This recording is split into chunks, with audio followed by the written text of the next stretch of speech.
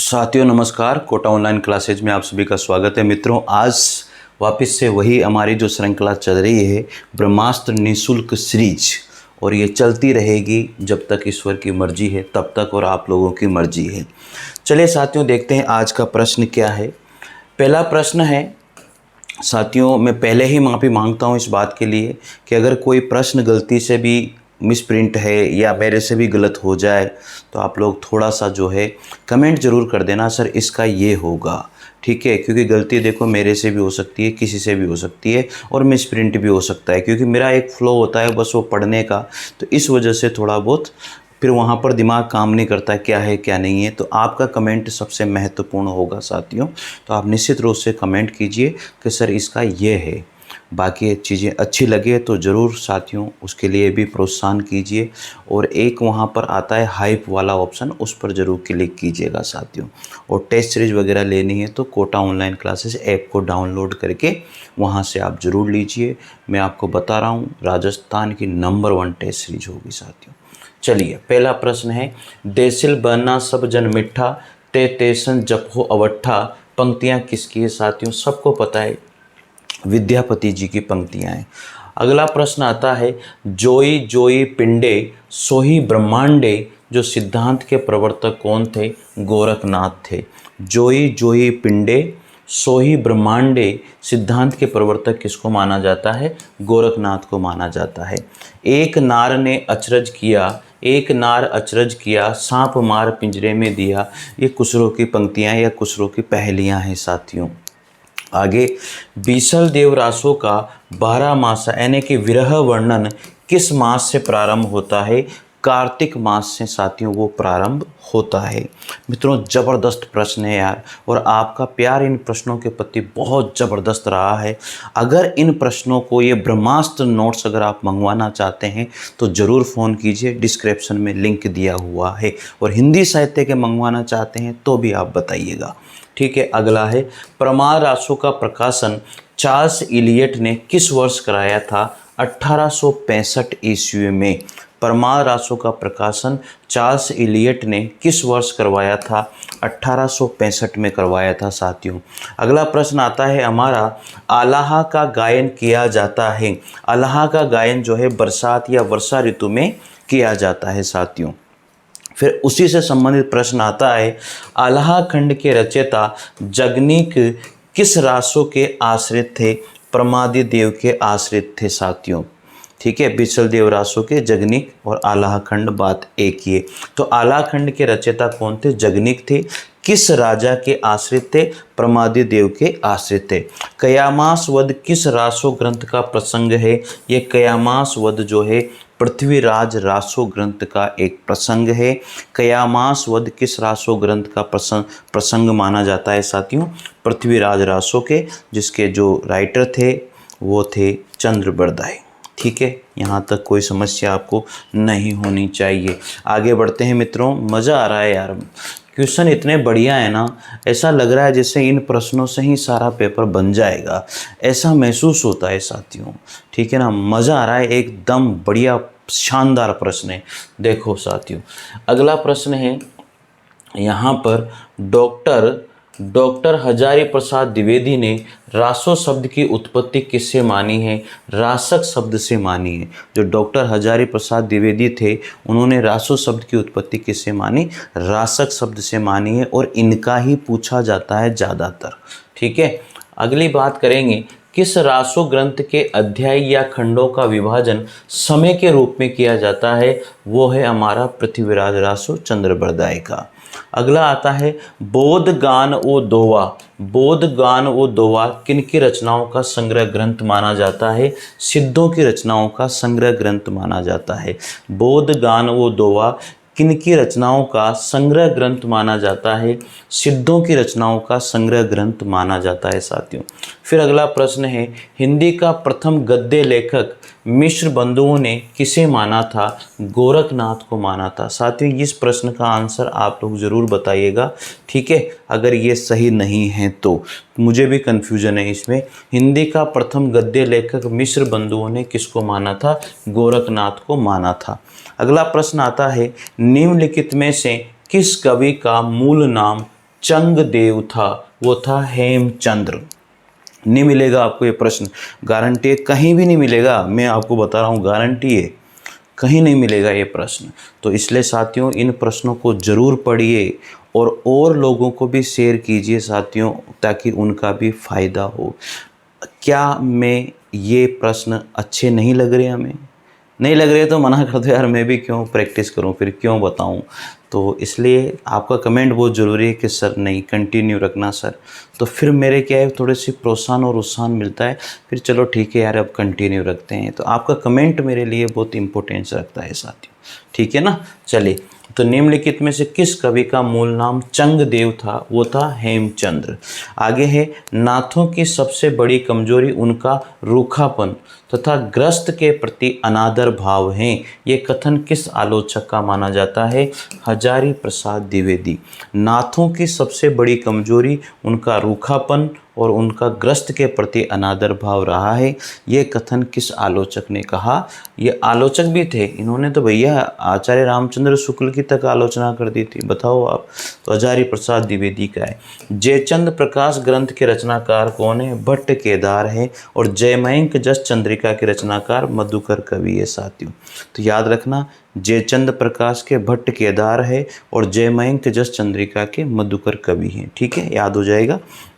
अगला प्रश्न आता है, संस्कृत प्राकृत काव्य कुमारपाल प्रतिबोध, क्या नाम है? कुमारपाल प्रतिबोध के रचनाकार कौन थे? सोमप्रभ सूरी। क्या नाम था साथियों? कुमारपाल प्रतिबोध जो रचना है उसके रचनाकार कौन है? सोमप्रभ सूरी को माना जाता है। फिर अगला प्रश्न आता है, अब्दुल रहमान कृत संदेश रासक। अब्दुल रहमान ने कौन सा ग्रंथ लिखा? संदेश रासक। पूछा गया ग्रंथ है ये भी। खंड काव्य की नायिका का पति कहाँ चला गया था? गुजरात चला गया था साथियों। तो संदेश रासक किसका ग्रंथ है? अब्दुल रहमान का है और एक खंड काव्य है, और इसका जो नायिका है उसका पति कहाँ गया था? गुजरात गया था साथियों। कहाँ पर गया था? गुजरात में गया था। तो इस तरह से आप इन प्रश्नों को ज़रूर से ज़रूर बार बार प्रैक्टिस कीजिए, आपको बहुत फ़ायदा होगा मेरे साथियों, बहुत। चलिए ठीक है, देखते हैं अगला प्रश्न आता है फिर यहाँ पर।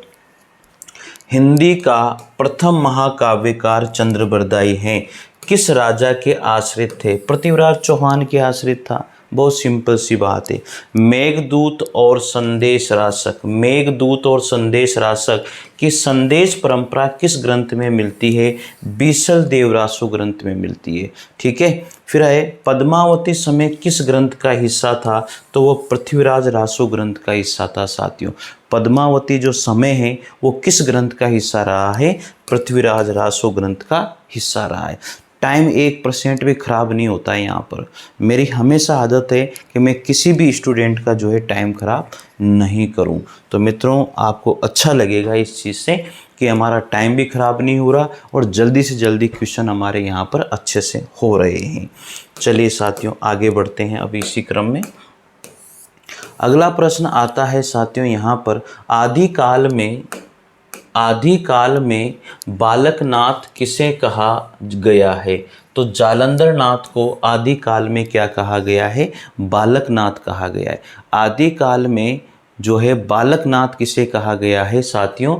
जालंधर नाथ को कहा गया है।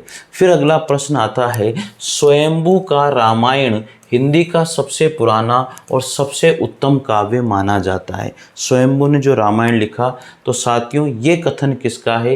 राहुल सांकृत्यायन का कथन है। किसका है? राहुल सांकृत्यायन ने। क्योंकि राहुल सांकृत्यायन ने कहा कि स्वयंभू के द्वारा जो रामायण लिखा गया वो आदिकाल का सबसे उत्तम, ये सबसे पुराना, हिंदी का सबसे पुराना और सबसे उत्तम काव्य माना गया है। ऐसा कहने वाले कौन हैं? स्वयंभू के लिए राहुल सांकृत्यायन है। शुक्ल जी ने पुरानी हिंदी को क्या नाम दिया था? प्राकृताभास हिंदी। शुक्ल जी के द्वारा पुरानी हिंदी को क्या नाम दिया गया? प्राकृताभास हिंदी नाम दिया गया है साथियों। बहुत बढ़िया से आप लोगों को ये प्रश्न याद होंगे, बार बार इनको पढ़िए, याद हो जाएंगे, कोई समस्या इनके अंदर नहीं है। शुक्ल जी ने पुरानी हिंदी को क्या नाम दिया? प्राकृताभास हिंदी नाम दिया है। चलिए, पुरानी हिंदी किसने कहा है? अपभ्रंश को पुरानी हिंदी किसने कहा था? एक बार मुझे ज़रूर बताइएगा कमेंट बॉक्स में करके। अगला प्रश्न है, अपभ्रंश व राजस्थानी मिश्रित भाषा क्या कहलाती है? डिंगल भाषा कहलाती है साथियों। तो अपभ्रंश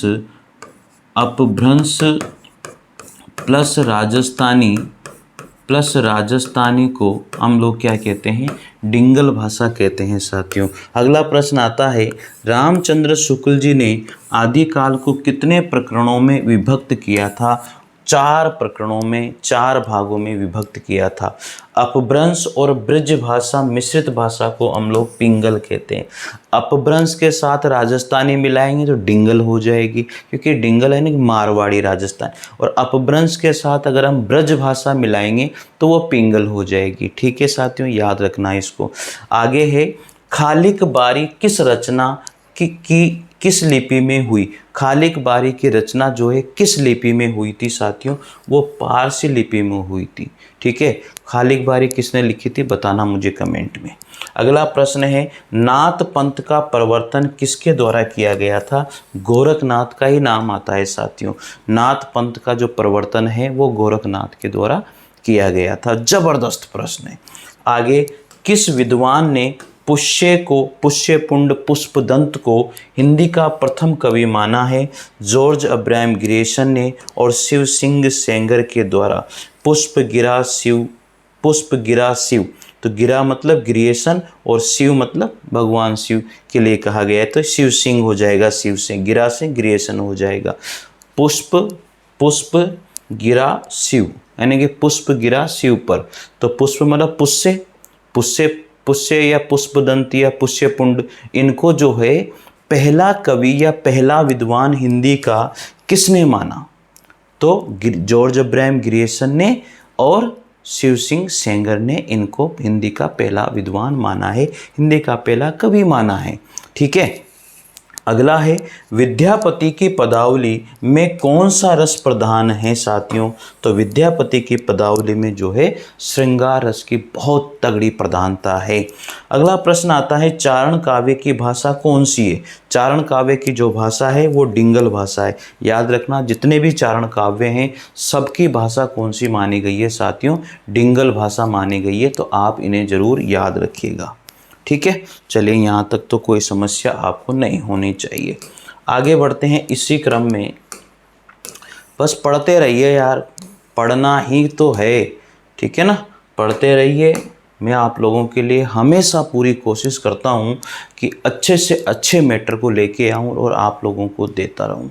साथियों, मेरी हमेशा ये आदत होती है कि अच्छा से अच्छा मैटर आप तक पहुँचे साथियों, और शायद आपको लगता भी होगा कि मैं कोशिश पूरी करता हूँ कि अच्छे से अच्छा मैटर, कोई भी वीडियो मैंने बंद नहीं किया है मित्रों, क्योंकि ये मैटर भी मुझे आपको दिखाना था कि ये भी मैं शुरू करूँगा और कर रहा हूँ, तो इसलिए मैंने जो है इसको बनाया, उनको रोक दिया। लेकिन वो वीडियो शुरू होंगे वापस से, एक आध दिन में उनको मैं वापस से शुरू करने वाला हूँ।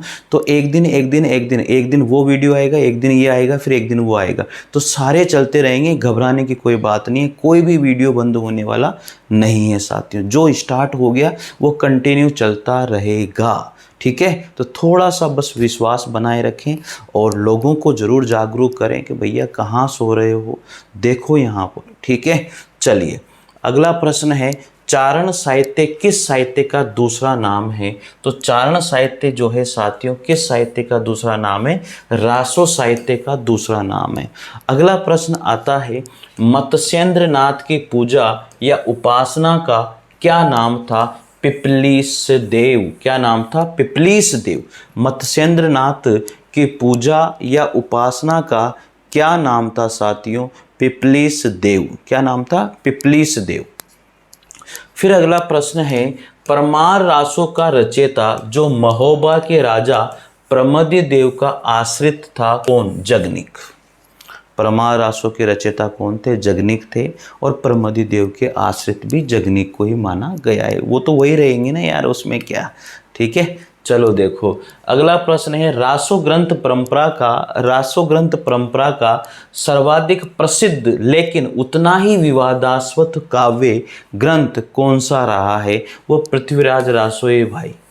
कौन सा है? पृथ्वीराज रासो। मुझे पता लग जाता है जब क्वेश्चन पढ़ते हैं ऑटोमेटिकली कि हाँ। फिर अगला है डॉक्टर विनयतोष भट्टाचार्य के अनुसार सरहप्पा का समय जो है 633 ईस्वी रहा है। तो डॉक्टर विनयतोष भट्टाचार्य के अनुसार सरहप्पा का समय क्या रहा? 633 ईस्वी। आदिकाल में मनोरंजक परक रचना करने वाले कवि कौन थे? खुसरो थे। आदिकाल में मनोरंजक परक रचना करने वाले कौन थे? अमीर खुसरो थे। नारियों के प्रति निंदा उपेक्षा का भाव किस साहित्य में मिलता है? नाथ साहित्य में मिलता है। नारियों के प्रति निंदा का उपेक्षा का जो भाव है वो किस साहित्य में देखने को मिलता है साथियों? वो मिलता है हमें नाथ साहित्य में। फिर है स्वयंभू की उस कृति का नाम बताइए जिसमें राम कथा वर्णित है? पहुमचर्यू। पहले भी आया था ये प्रश्न, ठीक है ना, इसको ध्यान रखना। स्वयंभू की उस कृति का नाम बताइए जिसमें राम कथा वर्णित है और वो कृति है पहुमचर्यू। बीसलदेव रासो की विरहिणी नायिका कौन थी? राजमती। आया हुआ प्रश्न है, बीसलदेव रासो की विरहिणी नायिका का नाम क्या है? राजमती था। फिर अगला प्रश्न है 11वीं सदी में राम सिंह के दोहा काव्य परंपरा में आने वाली कृति का नाम क्या है? 11वीं सदी में राम सिंह के दोहा काव्य परंपरा में आने वाली कृति का नाम है पाहुड़ दोहा। क्या नाम है? पाहुड़ दोहा, जो राम सिंह ने लिखी थी। पाहुड़ दोहा उस कृति को कहा जाता है। ठीक है मित्रों, यहाँ तक कोई समस्या नहीं होनी चाहिए। अगला प्रश्न आता है शालिभद्र सूरी को हिंदी का प्रथम कवि किसने माना है? गणपति चंद्र गुप्त ने माना है। याद रखना इस प्रश्न को। शालिभद्र सूरी ने हिंदी का प्रथम कवि किसको माना था? गणपति चंद्र गुप्त ने माना था। ठीक है, शालिभद्र सूरी को हिंदी का प्रथम कवि किसने माना? डॉक्टर गणपति चंद्र गुप्त के द्वारा माना गया है साथी। चलिए अगले प्रश्न की ओर बढ़ते हैं। आदिकाल को संक्रमण काल की संज्ञा किसने दी थी? राम खेलावन पांडे ने।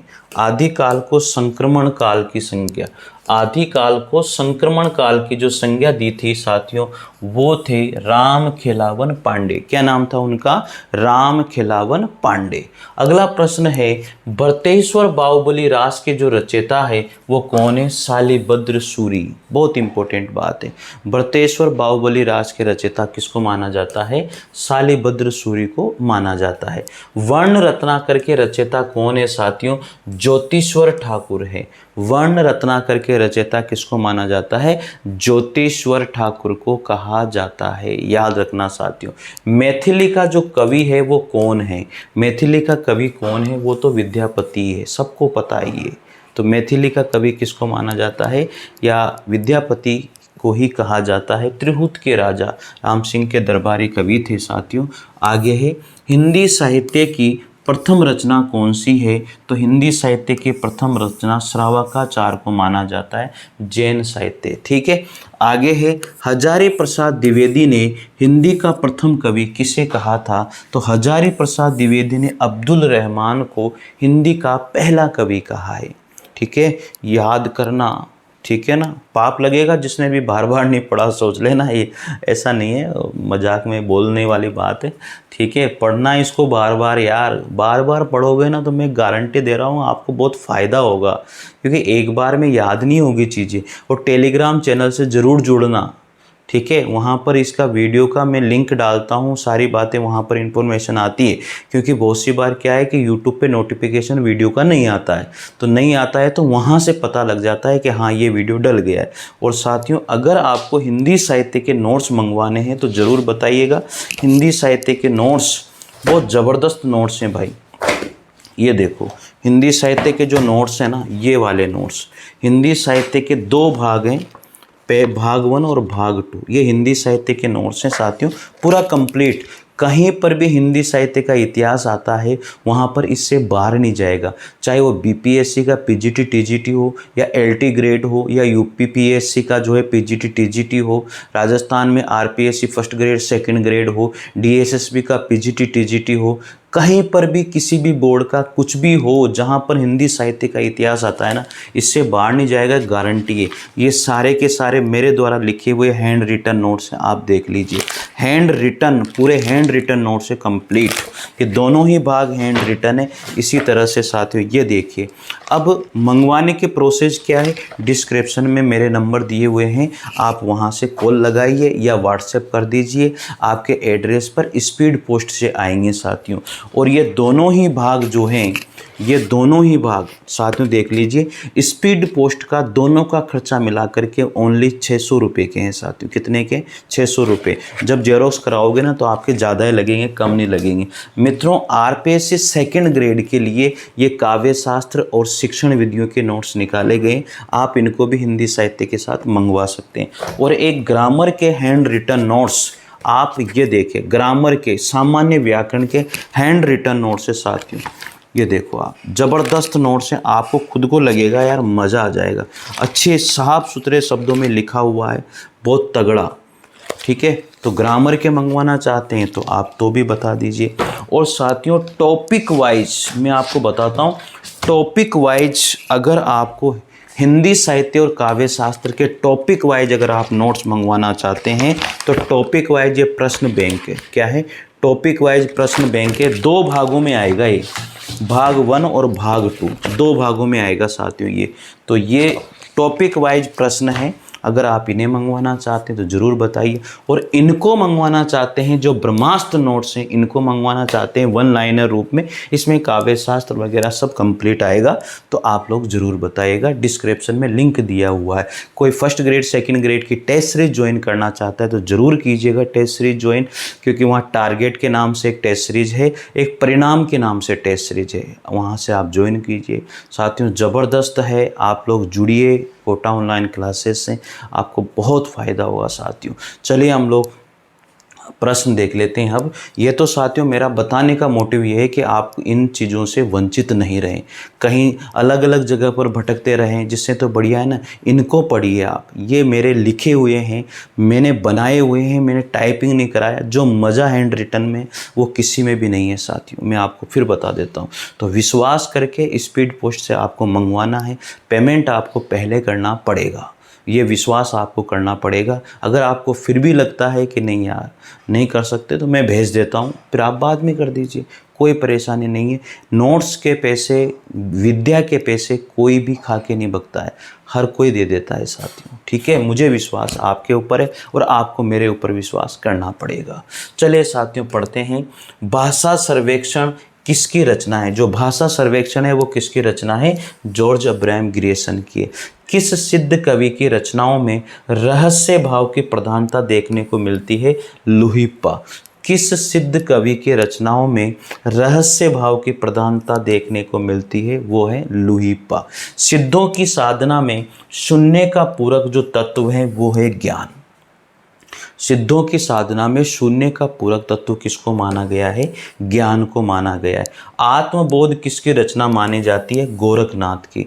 आत्मबोध किसकी रचना है? गोरखनाथ की रचना है। नाथों की संख्या कितनी मानी गई है साथियों? 9 मानी गई है।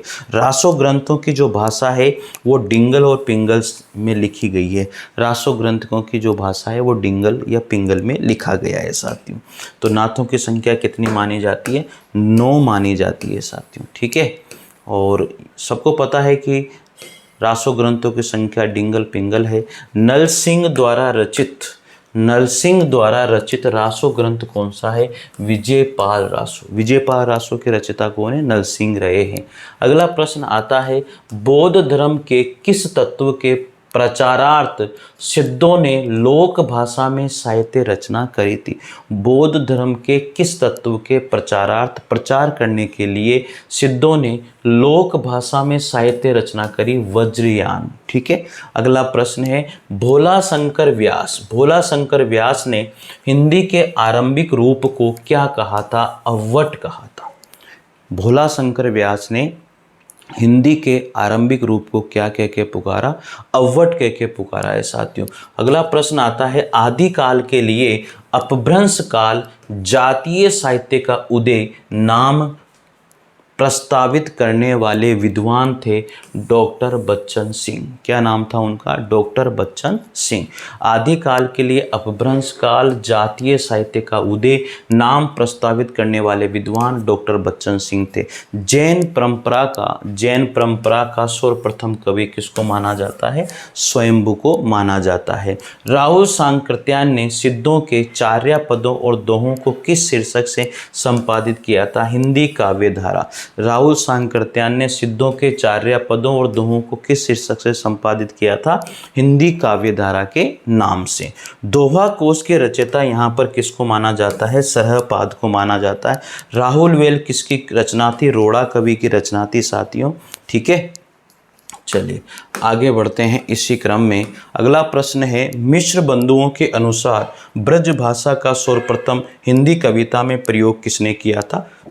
सारंगधर के द्वारा किया गया था। मिश्र बंधुओं के अनुसार ब्रज भाषा का सर्वप्रथम हिंदी कविता में प्रयोग किसने किया? सारंगधर ने किया। भू परिक्रमा की रचना किसने करी थी? विद्यापति ने करी थी। याद रखना इन दोनों प्रश्नों को, बहुत इंपॉर्टेंट है। मिश्र बंधुओं के अनुसार ब्रज भाषा का सर्वप्रथम हिंदी कविता में प्रयोग किसने किया? सारंगधर ने। और भू परिक्रमा की रचना किसने करी थी? वो विद्यापति थे साथियों। तो भू परिक्रमा की रचना करने वाले कौन थे? विद्यापति थे। तो मित्रों, ये आज का जो सेशन है वो यहीं समाप्त होता है और अगली क्लास में फिर अगले प्रश्न देखेंगे। तो मित्रों, आपको कैसा लगा ज़रूर बताइएगा और कंटिन्यू रखना है तो लिखिएगा कि सर कंटिन्यू चलने दीजिए, मज़ा आ रहा है, ज़बरदस्त नोट्स हैं, ज़बरदस्त क्वेश्चन है और चलने दीजिए साथियों जब तक हम सक्सेस न हो जाएं। ठीक है साथियों, शेयर और लाइक ज़रूर करना। नोट्स मंगाने तो मैंने आपको बता दिया कैसे मंगवाना है। टेस्ट सीरीज ज़रूर ज्वाइन करना, ऐप का लिंक आप लोगों को दिया हुआ है। परिणाम के नाम से सेकंड ग्रेड की है और टारगेट के नाम से सेकंड ग्रेड की टेस्ट सीरीज है जो अभी लेटेस्ट उसमें रोज़ एक टेस्ट आप लोगों के लिए डाला जाता है, टॉपिक वाइज और सब टॉपिक वाइज। ठीक है साथियों, मिलते हैं फिर अगले वीडियो में। तब तक के लिए जय हिंद, जय भारत। Thank you.